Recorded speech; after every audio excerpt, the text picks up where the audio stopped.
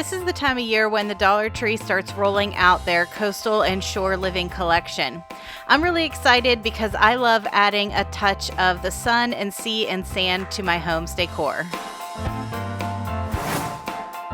I thought these metal fish were really neat. They're meant to be hung on a wall, but I'm going to use them for something else. I'm not crazy about this gold color, but that's what paint is for, right? In addition to 2 of the fishes, I also grabbed 2 of these scalloped candle holders. I really like the design on these, and I think they're perfect the way they are, so I'm not going to do anything to those. And then I'll just need to use 2 dowel rods. If you've been hanging out with me for a while, you know that I love Waverly chalk paint. But a lot of you have told me that you have a hard time finding it in your Walmart, and the last time I was in my Walmart, I couldn't find any of certain colors, like white, which is one of the colors that I use the most of. So I hopped over to Michael's to see if I could find an alternative. I grabbed their store brand chalk paint, which is the Craft Smart brand, to give it a try. Now, when I first poured it out, I thought it seemed like it was about the same thickness as the Waverly chalk paint, and as I was painting these fishes, it seemed like the coverage was about the same also. Now, metal can be tricky to paint. It usually takes more than 1 coat, which I was expecting anyway. And after I had the first coat on, I could see some of the brush strokes in it, but that happened with my Waverly paint also. I took my heat gun to these to dry them a little bit faster, and I felt like it dried about the same as the Waverly. So all in all, I feel like this is a good alternative to the Waverly chalk paint if you can't find it where you live. I compared the prices between the Craft Smart and the Waverly, and they were about the same price. The Craft Smart was $12.79 for a 16-ounce jar, and the Waverly was around $12.47 for a 16-ounce jar. But at Michael's, I did have a 20% off coupon for anything that was regular priced. So once that coupon came off, it took it down to $9.59. I wanted to share this with you just to help you out in case you're looking for an alternative to the Waverly chalk paint. Now you can see after my first coat of chalk paint dried, you could still see a lot of the streaks from the paintbrush. Like I said, that's pretty normal when you're painting on metal. But to counteract that, what I like to do on my second coat is instead of brushing it over the surface, I like to tap it on. That way it'll fill in any of the deeper cracks between some of the brush strokes, and I feel like it gives it more of a plaster or ceramic look once it's dry. It might be a little hard to see on camera, but once my second coat was dry, I really felt like it had a nice ceramic look to it. And I did forget to mention that I also painted those 2 dowel rods with the same paint also. Because these fish are concave, I needed a better surface to attach my dowel rods to the backside. So I grabbed some of the tumbling tower blocks from the Dollar Tree. I laid one in the center, but it still wasn't quite tall enough for my dowel rod to reach it. So then I started cutting apart a craft stick just to build it up a little bit more so that I could lay my dowel rod on it. So I found with these fish that 2 pieces of a craft stick and a Jenga block worked the best in order to give me a better surface to attach my dowel rod to. Now, to glue the 3 wooden pieces together, I'm just using hot glue. Because I do use the Gorilla Glue sticks, they seem to work really well on wood. I also used hot glue to attach my dowel rod to the 3 builder pieces, and then I just used a piece of clear tape to hold everything in place. You might notice that for the first one, I hot glued the dowel rod right to the top of the tumbling tower block, but for my second fish, I wanted it to sit a little bit lower than the first one. So once I had my piece in place on my fish, rather than gluing my dowel rod to the top of the builder piece, I glued my dowel rod down slightly. So you can see there at the top of the screen, the first one, the top of the dowel rod goes right to the top of the tumbling tower block, but on this second one, it extends over a little bit, and that'll just help change the height between the 2 fishes. Metal can be tricky whenever you're trying to add glue to it, so I'm going to use a combination of E6000 and hot glue. I started by putting just a dot of the E6000 right in the center of both of my fishes. Then I grabbed one of my dowel rod pieces, and you can see I'm just adding a dot of hot glue to the top and the bottom of the tumbling tower block piece. That way none of the adhesive would cross together, but the hot glue will give me the quick hold, and then the E6000 will make sure that it stays permanent. Like I mentioned before, I really like the look of these candle holders on their own. So the only thing I needed to do was cut down a few pieces of floral foam to fit inside. I'm using some hot glue on the bottom just to make sure that they don't wiggle around.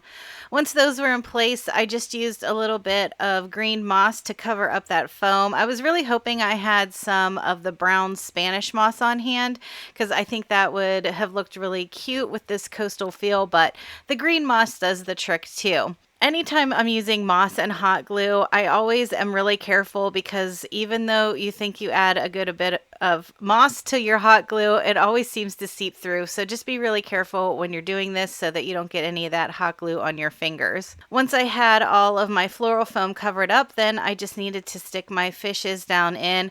I did make sure that I pushed them the whole way in so that they would be more stable and secure.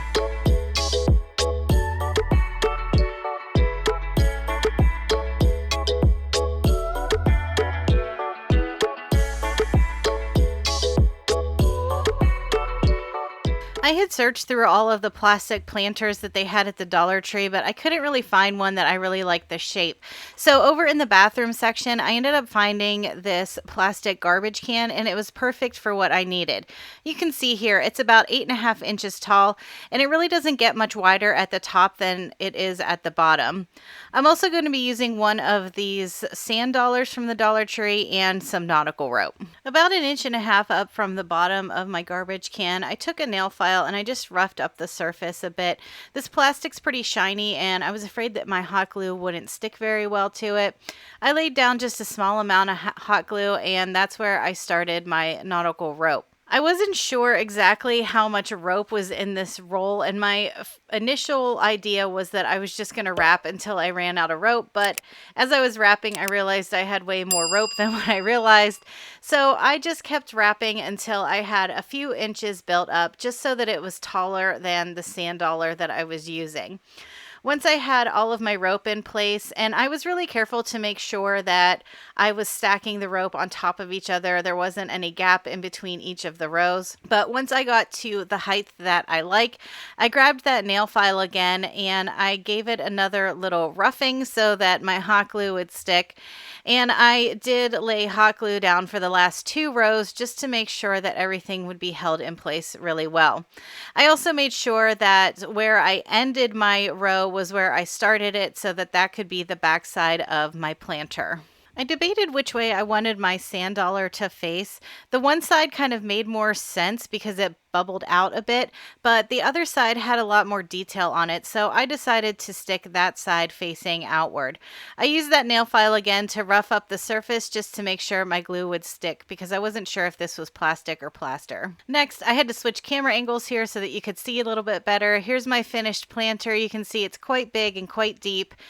So I grabbed some river rock. I always get these from the Dollar Tree, and I placed a good amount in the bottom just to make it a little bit more sturdy and secure. And then I also had a piece of floral foam that I cut to fit inside of my planter. I laid that on top, and then I have this really big bunch of leaves. I think these are Monstera leaves. And I went back and forth. I wasn't sure how many of these leaves would look good in this planter. I originally clipped off 3 and stuck those in.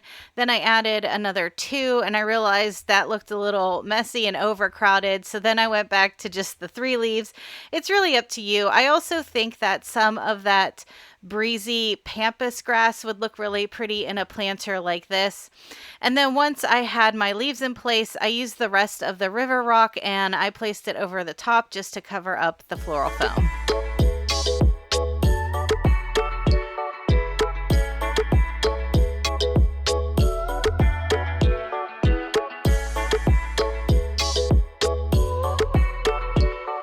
You may have noticed that I have a set of books covered in craft paper that I use a lot when I'm staging photos.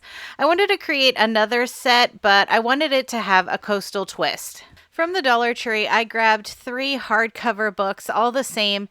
And the reason I picked these books specifically is because the cover itself has shades of blue on it. So even if a little bit of that peeks out, it'll still fit in with the coastal theme. I also grabbed a roll of the craft paper and a pack of these starfish. I did cut some letters out using my Cricut, but you could use scrapbook stickers instead. And I'll also be using some jute twine. I'm using the dust jacket that came with the book to create a pattern for my new cover.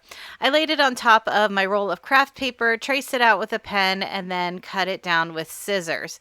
You don't have to worry about being too precise here because once I had my cover cut out, then I took my paper and I rolled it up into a ball. I really wanted this paper to have a weathered, distressed look, so I kept crinkling it until it had some nice wrinkles in it and it broke down some of the fiber in the paper. I laid my book on top of the paper and then I just folded up each edge over the front and back covers of the book. I did this with all 3 of my books. Once they were all covered, then I started in with some of my white chalk paint and I wanted to give the edges a little more distressing. For the first book, I went around the edges on all of the sides of the book, but then I did go through and add a little bit more of the white chalk paint to the top of the book because this was going to be the book that is sitting on top of the other 2. For the other 2 books, I just needed to go around the edges. This was the only one that needed paint on the surface. After my paint had a chance to dry, then I started gluing my 3 books together. I laid one down, added a little bit of hot glue to the top cover, put the middle one in place, and then repeated it, and I made sure that my top book was the one that I had painted on the surface. Then I moved on to gluing on my letters. Now I cut my letters out with my Cricut and I just used plain white cardstock here. If you have a Cricut, you could use vinyl if you wanted to. I just didn't feel like wasting any vinyl for just a few letters. And if you don't have a Cricut at all, don't worry. These letters are pretty small. I think I sized these to about 3/4 of an inch. So you could easily find these in the scrapbook section of Michael's or probably even the Dollar Tree too. I think they might sell alphabet letters there. So my words spell out sea, sand, and sun, and I just put one word on each book, slightly over to the right side of each book.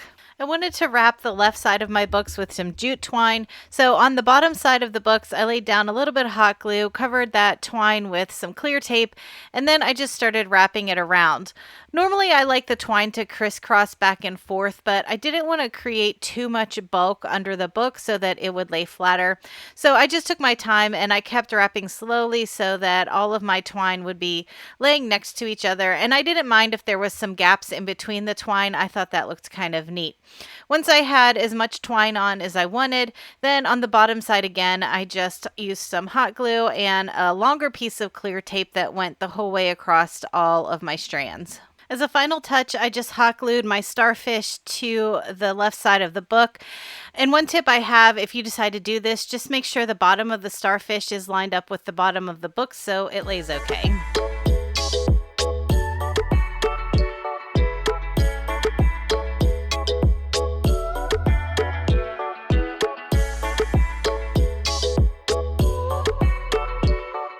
So much for coming to hang out with me again today. I hope you found some inspiration from these projects. If you need even more crafting inspiration, check out one of the videos I left on the screen. I hope you have a great week, and I'll talk to you in the next one.